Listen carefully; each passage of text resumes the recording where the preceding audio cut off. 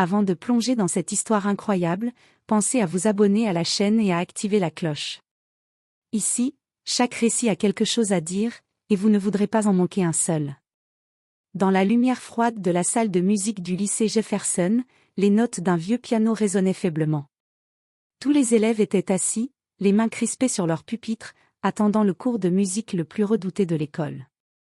Le professeur, M. Whitman, était connu pour son tempérament sévère et ses remarques cinglantes, surtout envers ceux qui ne venaient pas d'un milieu favorisé. Ce jour-là, ses yeux se posèrent sur Lily Carter, la fille du concierge. Petite, frêle, avec un violon un peu usé à la main, elle se tenait droite malgré son anxiété. M. Whitman lâcha un rire glacial. « Ah, voilà la petite concierge. Tu penses vraiment que tu peux jouer pour cette classe ?» dit-il, sa voix pleine de mépris. « Montre-nous ce que tu sais faire, si tu peux appeler ça jouer. » Un murmure parcourut la salle. Les amis de Lily détournèrent le regard, gênés, tandis qu'elle sentait ses joues s'enflammer. Elle inspira profondément, le cœur battant à tout rompre. Le violon semblait peser une tonne dans ses bras. Elle savait qu'un faux pas et toute la classe rirait d'elle. M. Whitman leva sa baguette, prêt à interrompre le moindre accord. Mais au moment où l'archet toucha les cordes, quelque chose d'incroyable se produisit, un son pur, vibrant, empli de passion et de maîtrise, s'échappa de l'instrument. Chaque note tremblait dans l'air, capturant l'attention de tous, arrêtant même le professeur dans sa posture arrogante. Lily n'était pas seulement en train de jouer. Elle racontait une histoire, sa colère, sa douleur, sa détermination, et chaque élève de la classe, même le professeur, sentait la puissance de ses émotions. Ce moment allait changer la perception de tous, celle d'une fille jugée faible et insignifiante qui, grâce à son talent et à son courage, allait faire trembler la salle entière. Lily Carter n'avait jamais aimé les matins. Ce jour-là, pourtant, elle avançait d'un pas décidé dans l'allée du lycée Jefferson, serrant contre elle son violon un peu usé.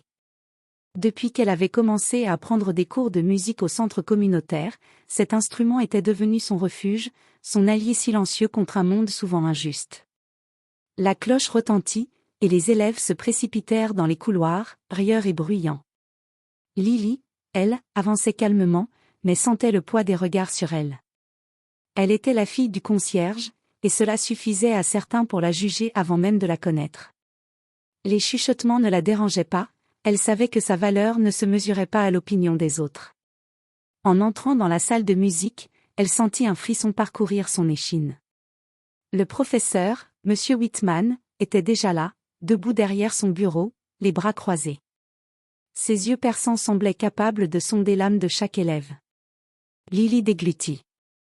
Elle connaissait déjà sa réputation, sévère, cruelle, surtout envers ceux qui venaient de milieux modestes.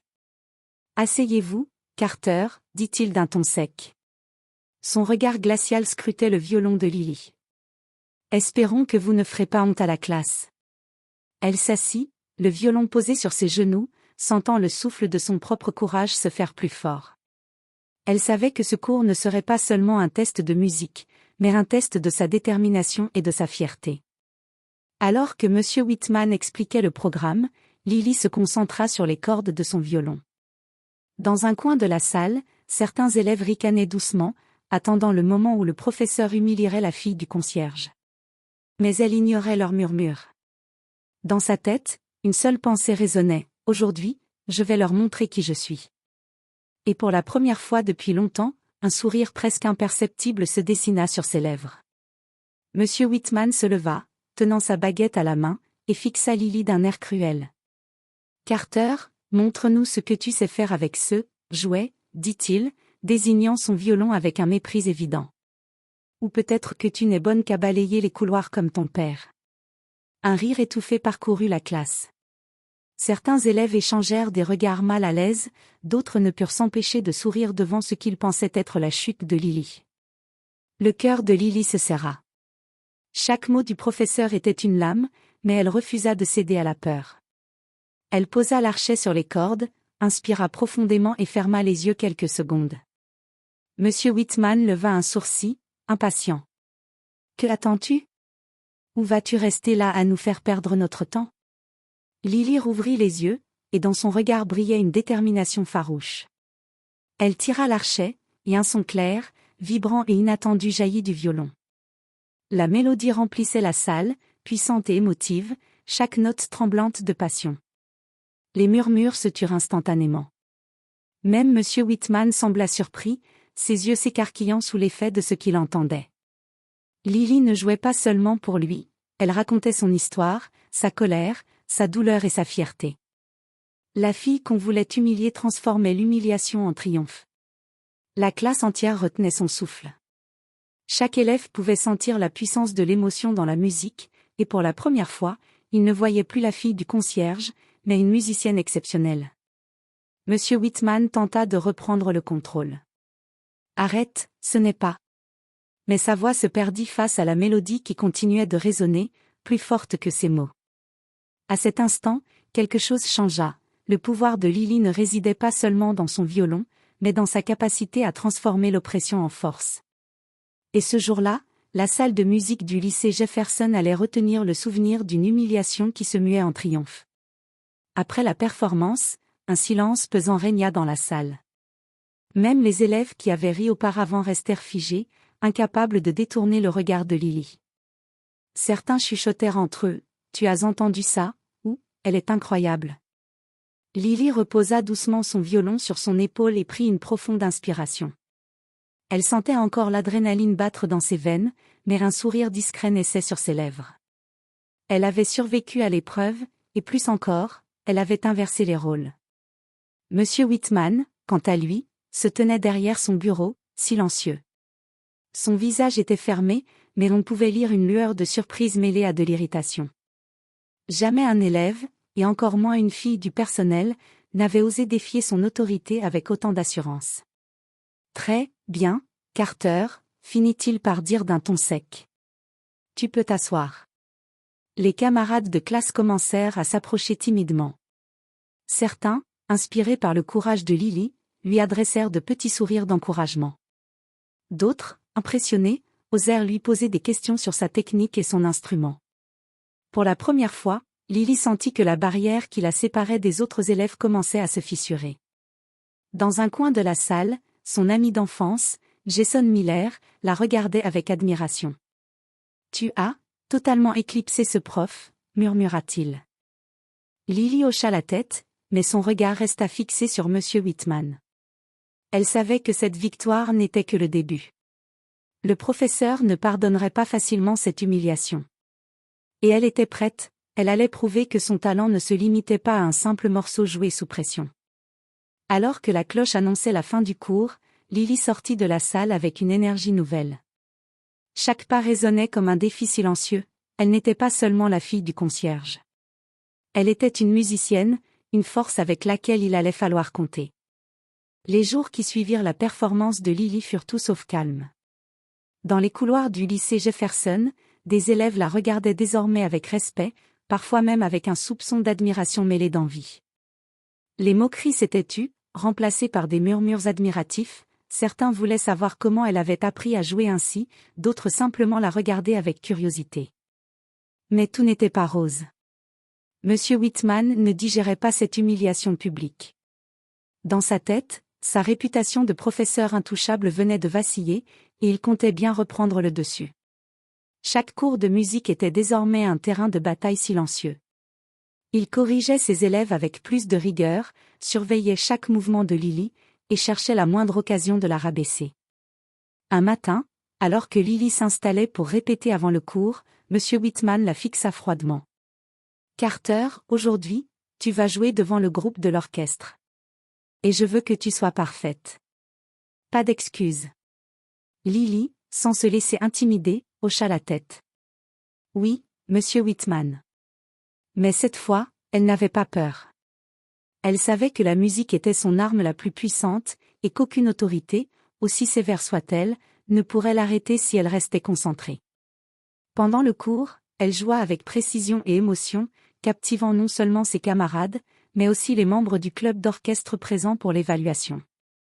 Les applaudissements furent sincères et nourrirent sa détermination.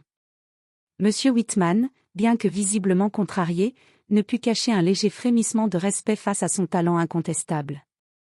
Cette victoire, même partielle, déclencha un tournant. Lily commençait à se faire un nom dans l'école, non pas comme la fille du concierge, mais comme la musicienne capable de faire vibrer chaque corde sensible de ses camarades.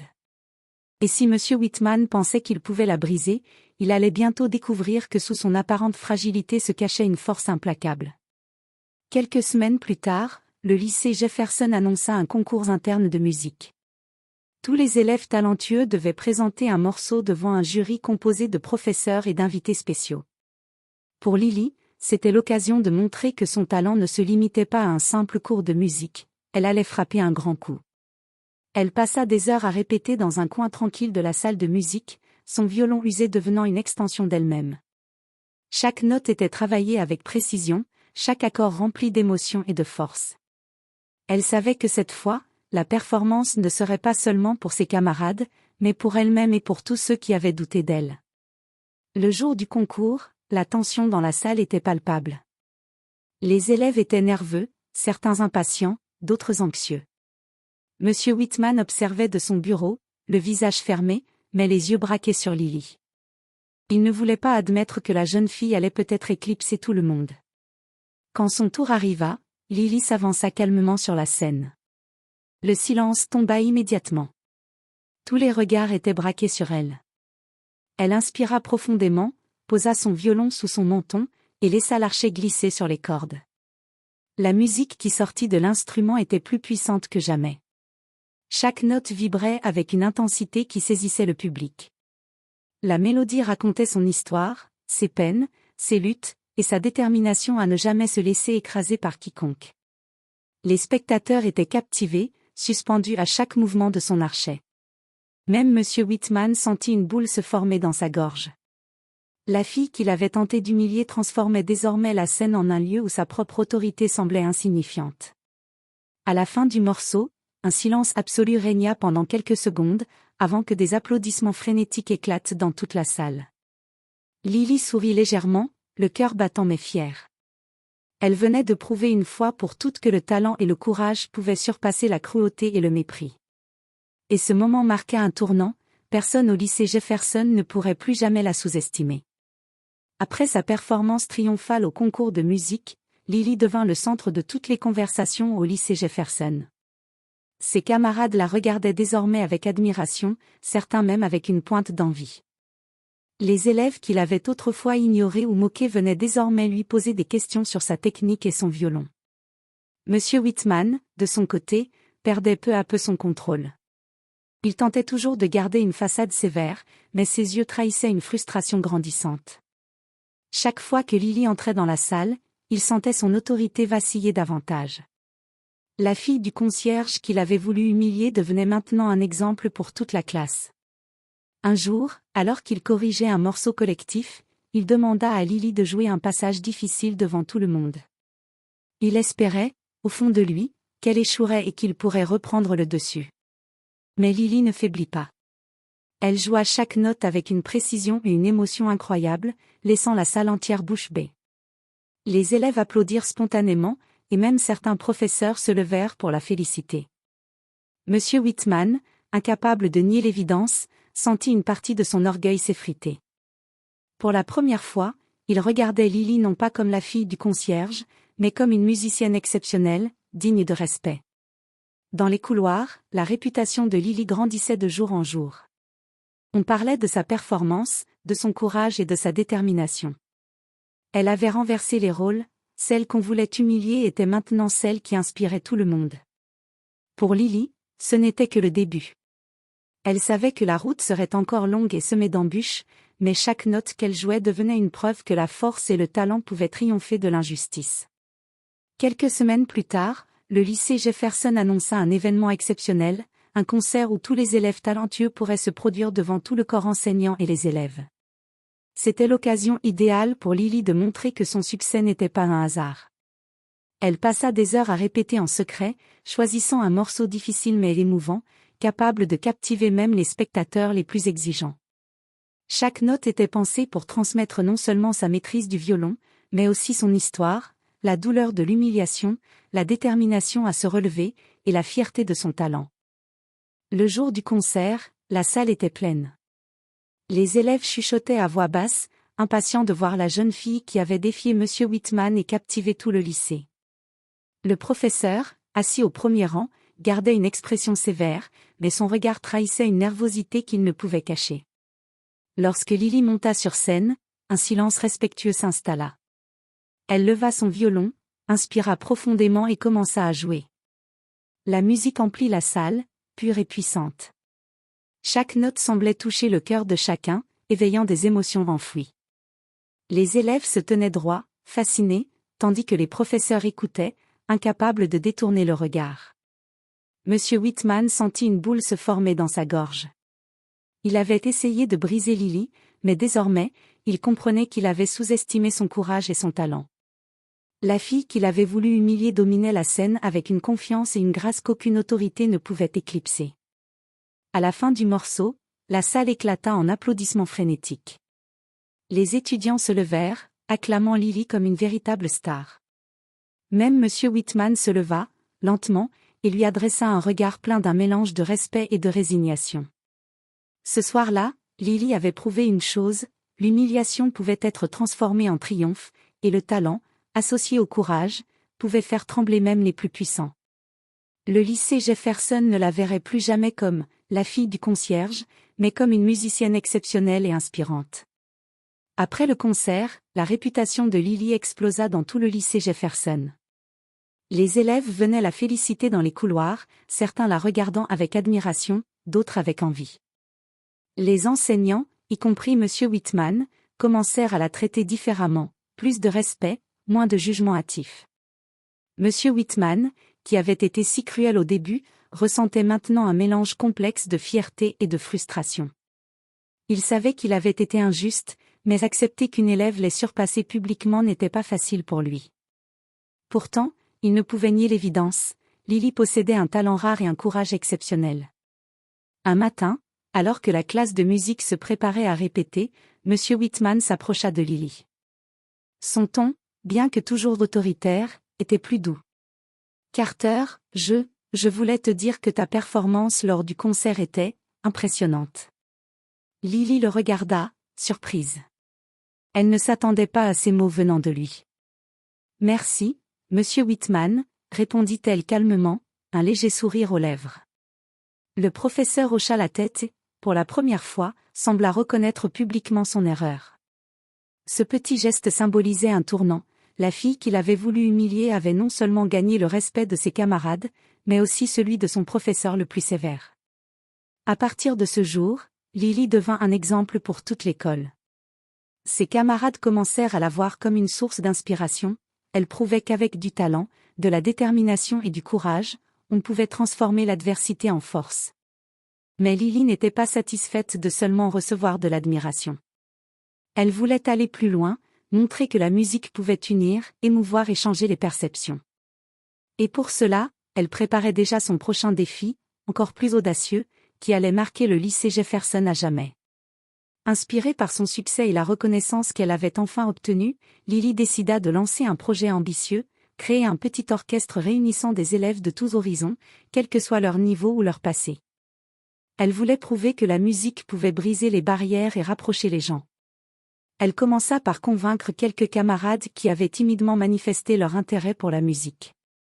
Peu à peu, le groupe s'agrandit, rassemblant des élèves de différentes classes et même certains que l'on n'aurait jamais imaginés dans un orchestre. La nouvelle se répandit rapidement, et bientôt, toute l'école suivait les répétitions avec curiosité et excitation. Monsieur Whitman, d'abord sceptique, fut contraint d'admettre que le projet de Lily avait un impact incroyable. Les élèves s'impliquaient, progressaient et surtout, ils semblaient plus confiants et heureux. Même ceux qui étaient habituellement réservés ou timides prenaient plaisir à jouer, inspirés par la détermination de Lily et son talent indéniable. Le jour de la première représentation devant tout le lycée, l'excitation était palpable. Lily prit place au centre de l'orchestre, son violon à la main. Quand elle leva l'archet, chaque élève se mit à jouer avec passion et précision. La musique emplissait la salle, enveloppant chaque coin d'émotion et de magie. Monsieur Whitman, assis au premier rang, ne put cacher son étonnement. Les élèves qu'il avait sous-estimés, et même certains qu'il avait ignorés, brillaient désormais sous la lumière, guidée par Lily. La fille qu'il avait tenté d'humilier avait transformé tout le lycée, non par vengeance, mais par le pouvoir de son talent et de sa persévérance. À la fin de la performance, la salle éclata en applaudissements et en acclamations. Les enseignants et élèves se levèrent, ovationnant l'orchestre, et surtout, la jeune fille qui les avait tous inspirés. Monsieur Whitman se leva à son tour, les yeux brillants, et murmura pour lui-même. Je n'aurais jamais cru qu'elle pouvait faire tout ça. Ce jour-là, Lily ne se contenta pas de gagner le respect, elle changea définitivement l'atmosphère du lycée Jefferson. Elle avait transformé l'humiliation en triomphe et prouvé que le courage et le talent pouvaient influencer et unir tout un groupe, dépassant de loin ce que quiconque aurait pu imaginer. Quelques semaines après le projet musical, Lily était devenue une véritable figure d'inspiration au lycée Jefferson. Son nom circulait dans toutes les conversations, et même en dehors de l'école, certains parlaient déjà de son talent exceptionnel. Elle n'était plus la fille du concierge que l'on sous-estimait, elle était une musicienne accomplie, courageuse et admirée de tous. Monsieur Whitman, quant à lui, avait changé. La confrontation initiale avec Lily l'avait forcé à réfléchir sur son comportement et sur sa manière de juger les élèves. Il avait appris une leçon précieuse, le talent et la détermination ne se mesurent pas au statut social. Un matin, il se dirigea vers Lily après les cours, un petit sourire aux lèvres. « Carter, je voulais te dire. » Commença-t-il, hésitant. « Tu m'as montré quelque chose que je n'avais jamais vu. Ton courage, ton talent, tout ce que tu as accompli, je suis fier de toi. » Lily, émue, hocha doucement la tête. « Merci, Monsieur Whitman. Je n'ai jamais joué pour humilier qui que ce soit. Je voulais juste montrer que tout le monde mérite sa chance. » Le professeur hocha la tête, reconnaissant la sagesse dans ses mots. Pour la première fois, il voyait Lily non seulement comme une élève brillante, mais aussi comme une personne capable d'inspirer et de transformer son environnement. Le lycée Jefferson n'était plus le même. Les élèves, les enseignants et même les plus sceptiques avaient été touchés par la force de caractère de Lily. Sa musique avait dépassé les simples notes pour devenir un vecteur de changement, de respect et d'unité. Et Lily, tenant son violon près de son cœur, comprit que son parcours n'était pas seulement une revanche contre l'humiliation, c'était la preuve que le courage, la persévérance et le talent pouvaient faire trembler le monde, un accord à la fois. Ainsi se termina l'histoire de la fille du concierge, devenue symbole d'inspiration et de triomphe. Et tandis que les échos de sa musique continuaient de résonner dans les couloirs du lycée Jefferson, chacun savait une chose, Lily Carter avait changé la donne pour toujours.